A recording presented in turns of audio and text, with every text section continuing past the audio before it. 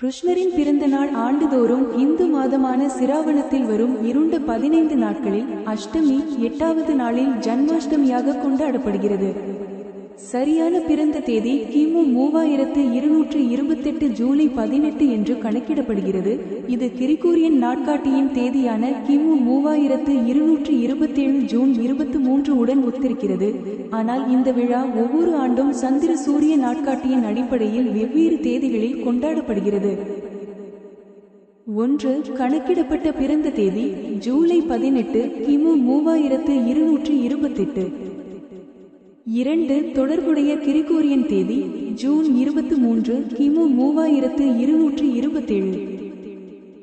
3. திருவிழா பெயர் ஜன்மாஷ்டமி கோகுலாஷ்டமி என்றும் அழைக்கப்படுகிறது.